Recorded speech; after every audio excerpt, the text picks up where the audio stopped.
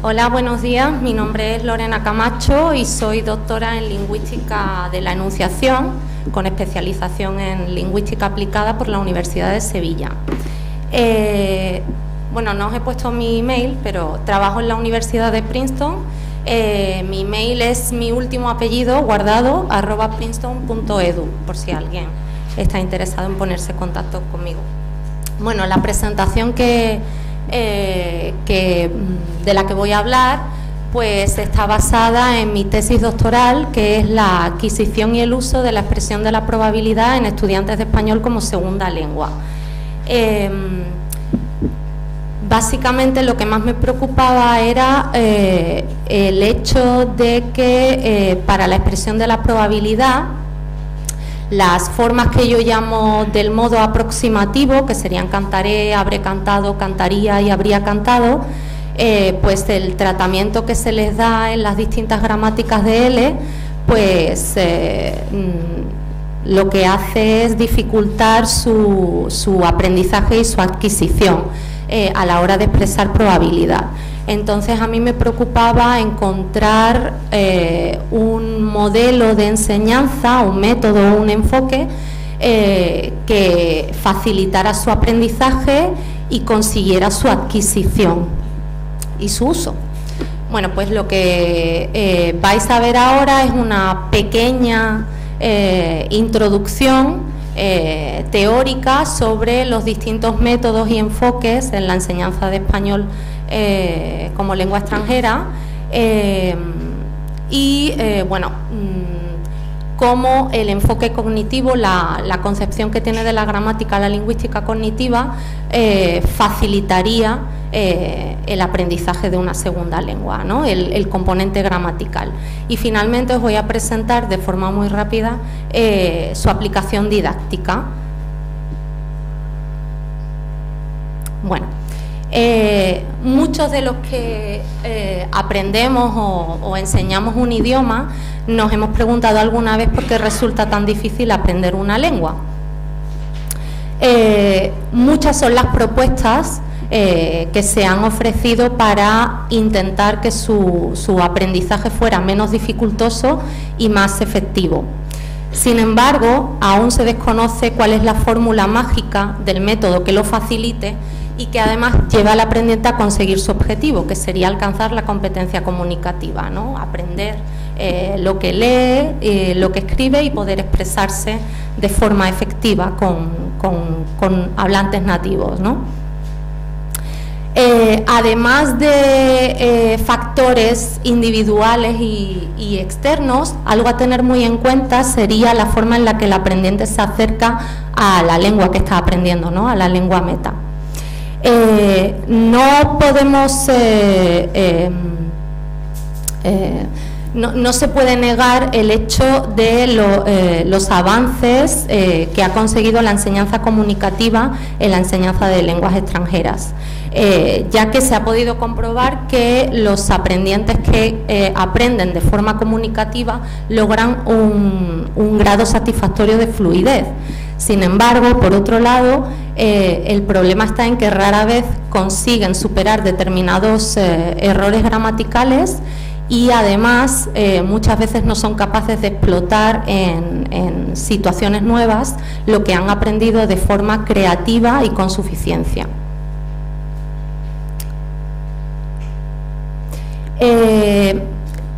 Está claro que la instrucción formal se hace necesaria en el aula de L, en el aula de una lengua extranjera, ¿no? Ya que ayuda a que los aprendientes reflexionen y construyan hipótesis sobre la lengua meta. Esas hipótesis se pueden convertir en reglas generalizadas en un intercambio comunicativo y a su vez dichas reglas generalizadas lo que hacen es fomentar el desarrollo de la interlengua, ya que pueden aplicar lo que han aprendido a otros contextos. Esa posición privilegiada de la gramática en la enseñanza de lenguas extranjeras ha sufrido constantes cambios. Lo que voy a presentaros ahora es un breve resumen de los métodos entendidos como programas y los distintos enfoques entendidos como base teórica en la que se fundamenta un método. Y vamos a ver qué concepciones de gramática tienen tanto los métodos como los enfoques. Bueno, en primer lugar tenemos el método estructural, también llamado método audiolingual, y bueno, pues está basado en los principios y teorías conductistas sobre el aprendizaje. En este tipo de método el papel protagonista es el del profesor y en él se centra todo el proceso de enseñanza-aprendizaje.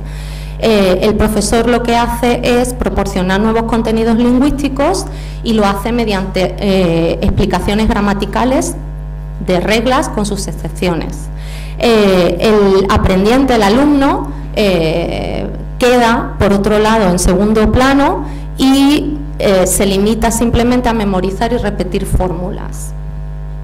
Este método pues entra en crisis porque los resultados son nefastos y pues se propone un nuevo método que es el comunicativo.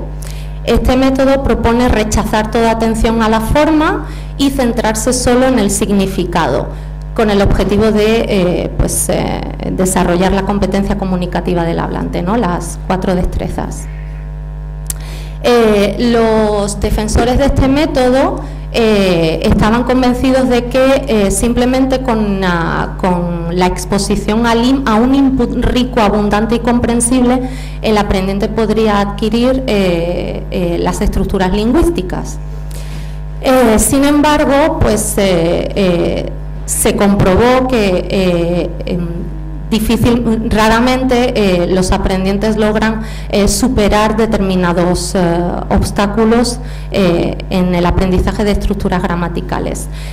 Así, a finales de los 70 y principios de los 80, pues surge el gran debate sobre si sería necesario o no la enseñanza de la gramática de forma explícita. Es a finales de los 90 cuando surge una nueva corriente que reivindica los efectos positivos de la atención a la forma, ya que acelera y hace más eficaz el proceso de adquisición.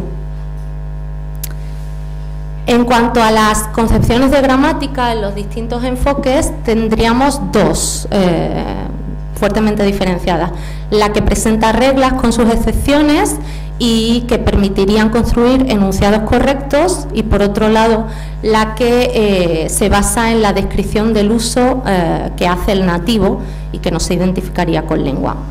En la primera concepción tenemos que aprender una lengua supone asimilar un conjunto de estructuras lingüísticas que el aprendiente debe interiorizar para poder alcanzar la competencia comunicativa, ¿no? Para expresarse de manera oral o escrita. Por lo tanto, aprender una lengua sería aprender una gramática. Los dos enfoques que se han basado en esta concepción de gramática son el enfoque tradicional o gramatical y el enfoque comunicativo.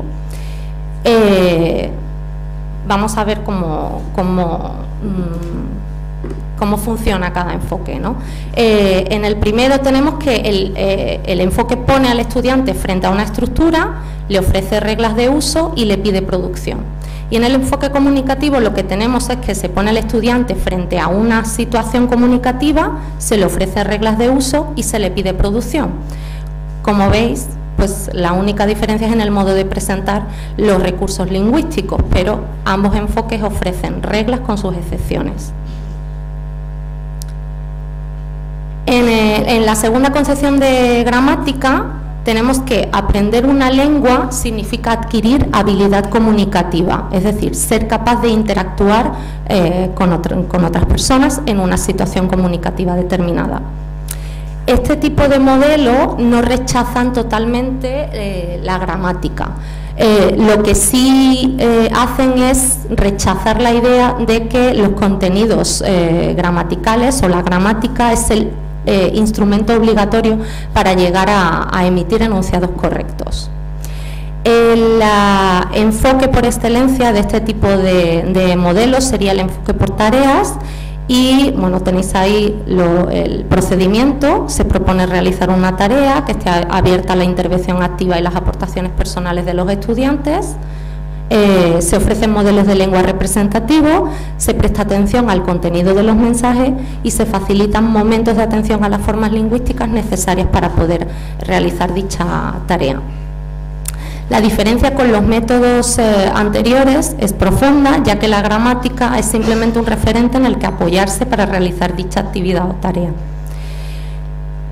El problema es que para el aprendiente no es suficiente con indicarle qué instrumento necesita para determinada situación comunicativa, sino que requiere de una explicación sobre la relación entre la forma y la función.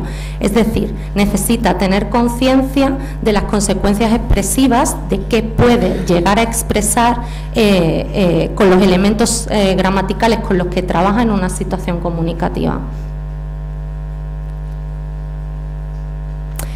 Recientemente se ha descubierto que aprender una lengua supone aprender a pensar desde otra perspectiva, es decir, asumir nuevas normas socioculturales y pragmático-lingüísticas. Es, por tanto, un proceso de transculturalización. Así, de esta forma entendida la lengua, la gramática no sería un conjunto ilógico de reglas, sino que se relaciona con la percepción que tenemos los hablantes sobre la realidad. Así pues, gramática, pragmática y aspectos socioculturales y sociolingüísticos deberían ser considerados como distintas partes de un todo, ya que sólo así es posible poder entender cuestiones que hasta ahora no tenían explicación clara, como es el caso de las formas cantaré, habré cantado, cantaría, habría cantado. Por poneros un ejemplo, normalmente cantaré y habré cantado se presentan a los estudiantes con valores temporales, y realmente el uso que hace el nativo mayoritariamente es con valor modal. Por lo tanto, solo así, atendiendo a cuestiones no solo gramaticales, sino pragmáticas y socioculturales y pragmático-lingüísticas, se podría entender esto. Este hallazgo ha hecho que la concepción que tiene de la gramática la lingüística cognitiva pues resulte de gran interés para la enseñanza comunicativa. La gramática cognitiva es compatible con métodos tradicionales y métodos actuales y con distintos enfoques. Lo que hace la gramática cognitiva es no presuponer reglas estrictas con sus excepciones, sino la existencia de unidades simbólicas, de relaciones simbólicas entre significantes y significados, que permiten una explicación precisa y clara de las formas, de los elementos gramaticales. El enfoque cognitivo permite dar un significado concreto mediante asociaciones a imágenes mentales, que lo que hace es que el estudiante comprenda no cuándo debe usar determinadas formas lingüísticas, sino qué significan. Bueno, para su aplicación didáctica os voy a presentar la propuesta que presenté en mi tesis doctoral para ver las formas de lo que yo llamo el modo aproximativo desde un enfoque cognitivo. Como os he dicho antes, las formas cantaré y habré cantado normalmente se suelen presentar con valores temporales. Incluso hay muchos libros de español para extranjeros que tachan como usos no rectos sus valores modales.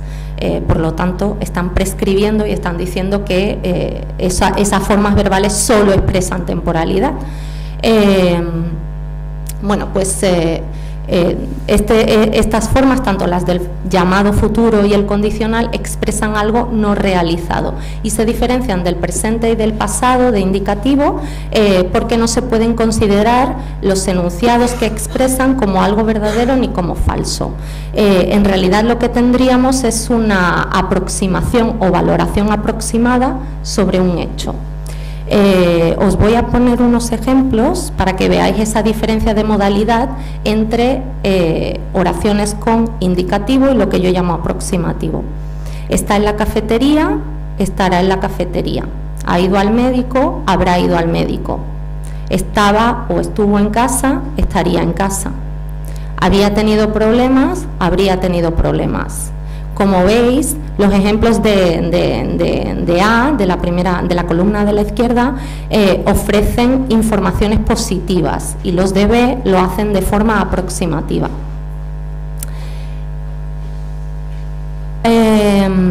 La mayoría de los planes curriculares esperan hasta niveles avanzados o intermedios, pero en nivel B1 más, para explicar los valores modales de dichas formas.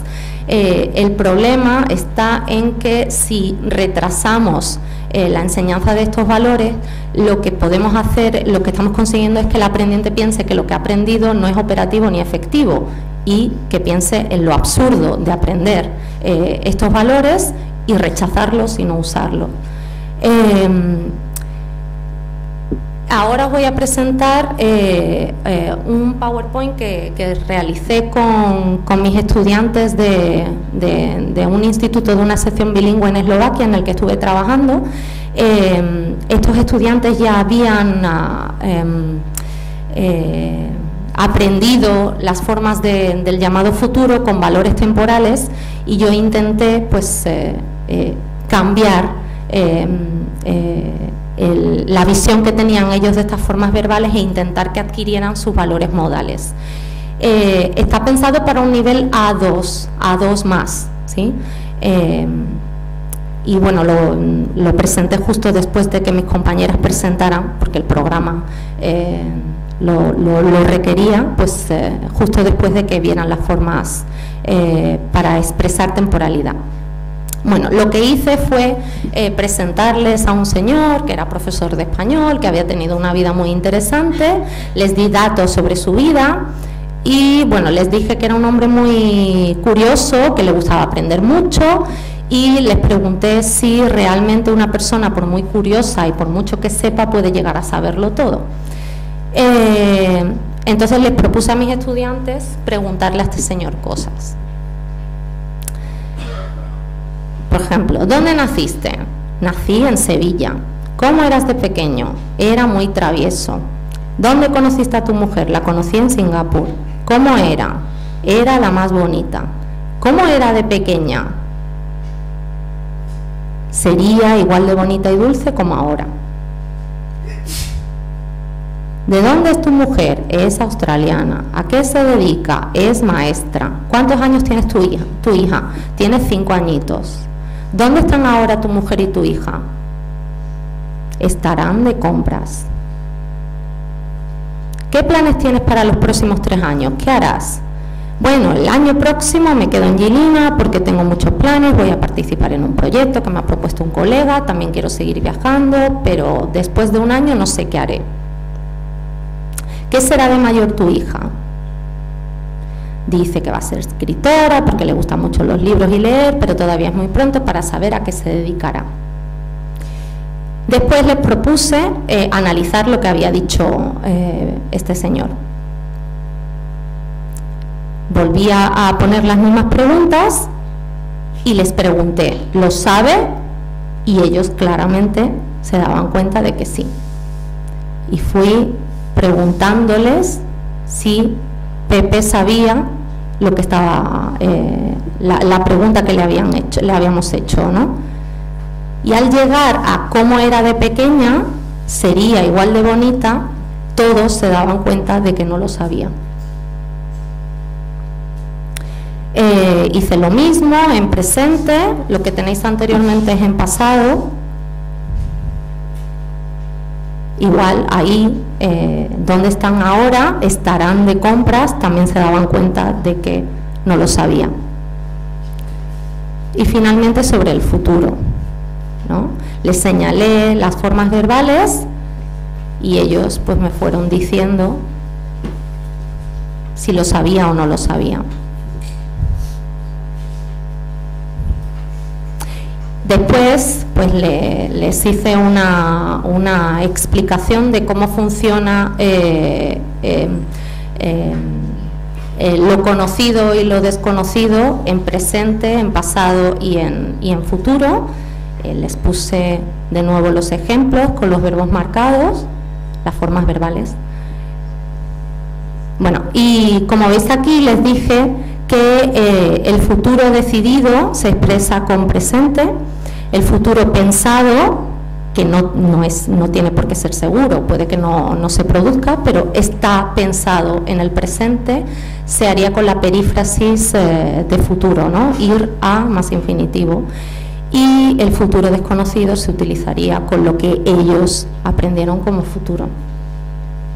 Y luego diseñé estos dibujos que están basados en el modelo epistémico elaborado de Langacker y distintos estudios de Castañeda Castro, que es uno de los máximos defensores del enfoque cognitivo. No sé si conocéis la gramática básica del estudiante de español, espero que sí.